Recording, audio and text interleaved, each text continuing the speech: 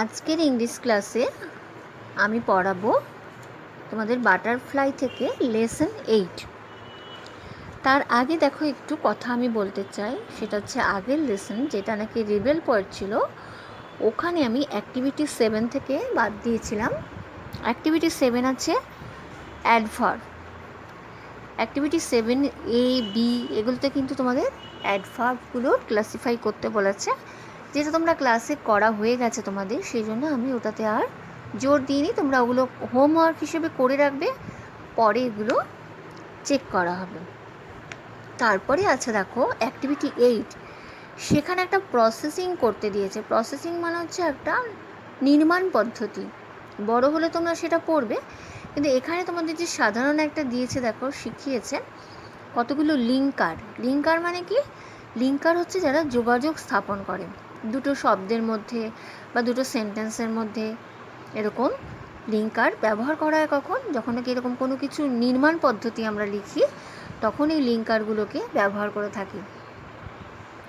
এটা একটা ধারাবাহিকতা রাখার জন্য আমাদের এই লিঙ্কারগুলো ব্যবহার হয়। যেমন ধরো অ্যাট ফার্স্ট মানে সবার প্রথমে, দেন তারপর, অ্যাট লাস্ট সব শেষে, নেক্সট তারপর, দেয়ার আফটার এর পরে। তো এখানে তোমাদের বলেছে একটা পট কী করে কালার করবে। A pot is bought, it is washed with water, it is dried in the sun, it is painted, polish is applied to make the surface shiny. তো এখানে 5টা সেন্টেন্স আছে, এটাকে তুমি লিঙ্কার দিয়ে যদি যোগ করো তাহলে একটা প্রসেসিং হয়ে যাচ্ছে। দেখো এ পট ইজ বট, একটা পট আনা হলো, তাহলে এটা প্রথমে হয়েছে, তাহলে at first a pot is bought. Next তারপর কী বলবো, যে দেন আছে, then it is washed with water, তারপর এটাকে জল দিয়ে ধোয়া হলো। তারপরে দেখো দেয়ার আফটার, তারপরে ইট ইজ ড্রাইড ইন সান, রোদে শুকনো হলো। নাম্বার 4 বলছে নেক্সট ইট ইজ পেইন্টেড, তারপরে একে রং করা হলো। At last polish is applied to make the surface shiny, সবশেষে পালিশ দিয়ে দেওয়া হলো যাতে ওটা চকচক করে। তাহলে এই প্রসেসিংটা আমি তোমাদের বলে দিলাম, এটা তোমরা লিখে রাখবে। আচ্ছা, অ্যাক্টিভিটি 9-এ দেখো রয়েছে একটা প্যারাগ্রাফ লিখতে দেওয়া হয়েছে। Write 8 sentences about the childhood of Rabindranath Tagore.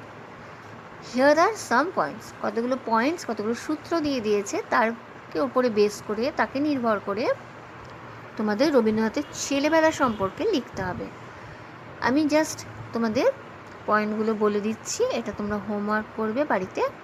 Born on 8th May 1861, 1861 সালের 8ই মে জন্ম।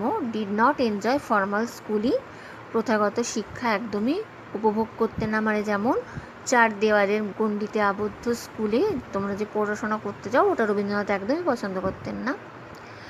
ওয়াজ টট অ্যাট হোম, বাড়িতে পড়ানো হতো। ম্যাথামেটিক্স টিচার ওয়াজ অঘোরবাবু ছিলেন তার অঙ্কের শিক্ষক। Use to play in the বারান্দা, বারান্দায় খেলতেন। Role playing as a teacher, teacher খেলতেন। Taught the railing birds as if they were student, তার ছাত্র কারা ছিল? ছাত্র ছিল বারান্দার রেলিংগুলো।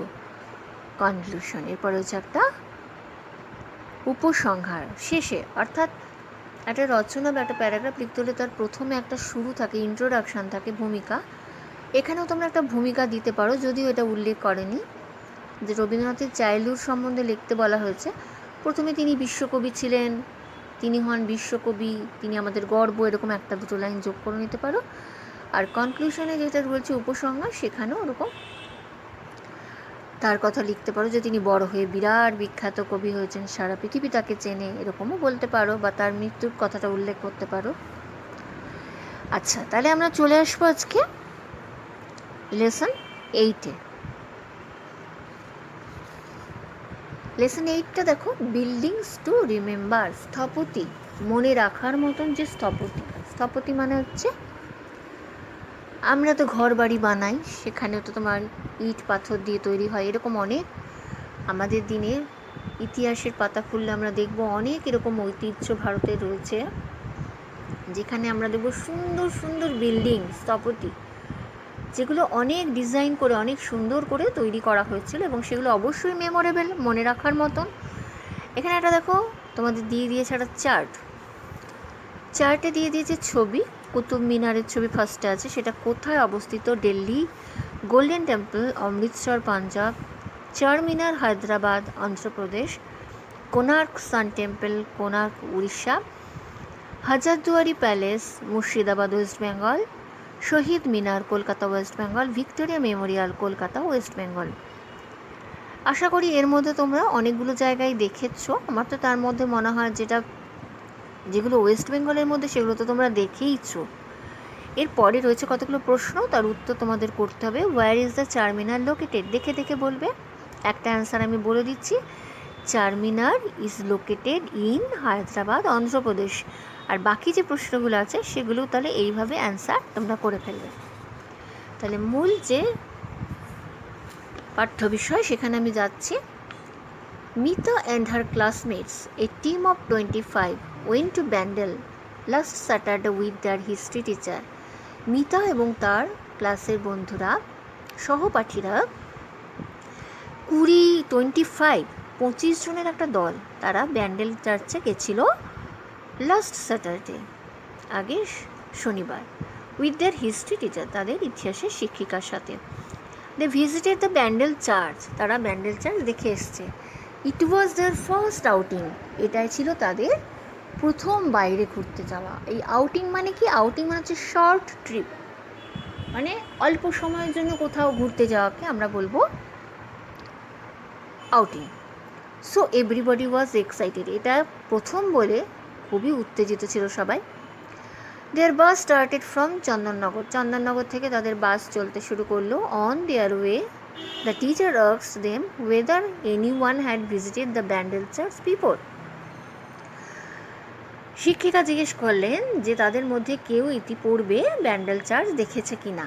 Most of them had not, so they remain silent, তাদের বেশিরভাগই কিন্তু আগে দেখেনি, সেজন্য তারা তারা রয়ে গেল সাইলেন্ট, নিশ্চুপ। মিতা ওয়াজ অন এক্সেপশন, এদের মধ্যে মিতা হচ্ছে একটু ব্যতিক্রম, মানে একটু অন্যরকম, সবাই যেরকম সেরকম নয়। যদিও মিতা একটু অন্যরকম, সি সেড উইথ এনথুসিয়াজম, সে খুব উৎসাহের সঙ্গে বলল, yes madam, I have visited the place before. হ্যাঁ, আমি কিন্তু আগে একবার এই জায়গাটা ঘুরে গেছি। Oh really, that's great, tell us what is this place is like Mita, said the teacher. শিক্ষিকা বললেন, ও তাই, সত্যি খুব ভালো কাজ করেছো। তাহলে মিতা তুমি বলো তো এই জায়গাটা সম্বন্ধে একটু। Everybody was looking at Mita with keen interest, প্রত্যেকে মিতার দিকে তাকিয়ে রইল একটা গভীর আগ্রহ নিয়ে। Mita began, my uncle who lives there took me to the church, আমার কাকা যিনি এখানে থাকেন তিনি আমাকে চার্চে নিয়ে গেছিলেন। What did you see there, asked Amina, Amina জিজ্ঞেস করলো সেখানে তুমি কি দেখেছো। ওয়ান অফ মিতাস ফ্রেন্ড, তাহলে আমিনা হচ্ছে মিতার একটা বন্ধু। Mita was about to speak when the teacher stopped her, Mita বলতে যাবে সে কি দেখেছে, তখনই শিক্ষিকা তাকে থামিয়ে দিলেন। She said, if Mita tells us right now about everything she had seen, we will get familiar with all it's details, let the church remain A surprise to us. শিক্ষিকা বললেন, দেখো খুব ভালো কথাই বলেছেন, তিনি থামিয়ে দিলেন মিতাকে, বললেন যে দেখো মিতা যদি এখন থেকেই আমাদের সব কিছু বলে দেয় তাহলে আমরা কি হব, ফ্যামিলিয়ার, পরিচিত হয়ে যাব, ডিটেলস সমস্ত কিছু, কার সম্বন্ধে, চার্চ সম্বন্ধে। তার থেকে বরঞ্চ চার্চটা আমাদের কাছে একটা অবাক হওয়ার জিনিসই থাক। Sunita, one of the student, asked the teacher, there are so many places we could have visited. Why have we chosen Bandel Church then, madam? একজন ছাত্রী তাদের মধ্যে সে শিক্ষিকাকে জিজ্ঞেস করলো, খুব ভালো প্রশ্ন, যে এত এত জায়গা রয়েছে যেগুলো আমরা নাকি অবশ্যই ভিজিট করতে যেতে পারতাম, কিন্তু কেন আমরা ব্যান্ডেল চার্চটাকেই বেছে নিলাম। দ্য টিচার স্মাইল, শিক্ষিকা হাসলেন। A very good question Sunita, তুমি খুব একটা ভালো প্রশ্ন করেছো। সি কন্টিনিউড, তিনি বলতে লাগলেন, sometimes we visit a place for fun and enjoyment. কখনো কখনো আমরা কোনো জায়গায় ঘুরতে যাই কী করতে? শুধু মজা করতে আর জায়গাটা উপভোগ করতে। At times our visit helps us to gather valuable information about the history and culture of a place. কিন্তু এইবারে আমরা যে ভ্রমণ করতে বেরিয়েছি, ভিজিট করব, পরিদর্শন করব, এই পরিদর্শন করাটা আমাদের সাহায্য করবে কী করতে? গ্যাদার, সংগ্রহ করতে ভ্যালুয়েবল, খুব মূল্যবান ইনফরমেশন, তথ্য, অ্যাবাউট দ্য হিস্ট্রি, ইতিহাসের অনেক কিছু মূল্যবান তথ্য আমাদেরকে সংগ্রহ করতে সাহায্য করবে। আর সেই সঙ্গে কালচার অফ এ প্লেস, কোনো একটা জায়গার কালচার, সেখানকার সংস্কৃতি সম্পর্কে জানতে সাহায্য করবে। সুনিতা ওয়াজ কিউরিয়াস, সুনিতা খুব জানতে আগ্রহী হয়ে উঠল। Is Bandel church a historical place madam? Madam, তাহলে কি এই ব্যান্ডেল চার্চ একটা ঐতিহাসিক স্থান? Yes, my child. It is one of the oldest churches in West Bengal. এটা হচ্ছে আমাদের পশ্চিমবঙ্গের একটা one of the oldest church. One of the oldest church কথাটার মানে কি, যতগুলো পুরাতন চার্চ আছে তার মধ্যে এটা একটি। Mita said, Madam, my uncle told me that it can be seen as a memorial of the Portuguese settlement in Bengal. তখন মিতা বলল যে আমার কাকা কিন্তু আমাকে বলেছে এই যে আমরা চার্চটাকে দেখতে যাচ্ছি, একে কিন্তু আমরা একটা মেমোরিয়াল, একটা স্মৃতিসৌধ হিসেবে রাখতে পারি। কিসের জন্য? Portuguese settlement. পর্তুগিজরা আমাদের দেশে এসেছিল ব্যবসা বাণিজ্য করতে, পর্তুগিজ, ওলন্দাজ, তারপরে তো ইংরেজরা এসছে, ফরাসিরা এসছে। তো পর্তুগিজরা যখন আমাদের এখানে সেটেলমেন্ট করলো, অর্থাৎ পাকাপাকিভাবে থাকার জন্য ব্যবস্থা করে নিল বাংলায়, তখন এইটা তাদের একটা স্মৃতিচিহ্ন হিসেবে রয়েছে। আমিনা লুকড কনফিউজড, আমিনা যেন হতভম্ব হয়ে গেছে, ঠিক বুঝে উঠতে পারেনি। সে বলল, I don't think I quite understand what Mita said. আমার মনে হয় আমি ঠিক বুঝতে পারিনি মিতা যেটা বলতে চাইছে। The teacher patiently explain to the girls. তখন শিক্ষিকা খুব ধৈর্য সহকারে ব্যাখ্যা করে বুঝিয়ে বললেন, okay, let me make it clear, তাহলে আমাকে এটাকে পরিষ্কার করে বুঝিয়ে দিতে দাও। Around 1571 the Portuguese began to use Bandel as a port.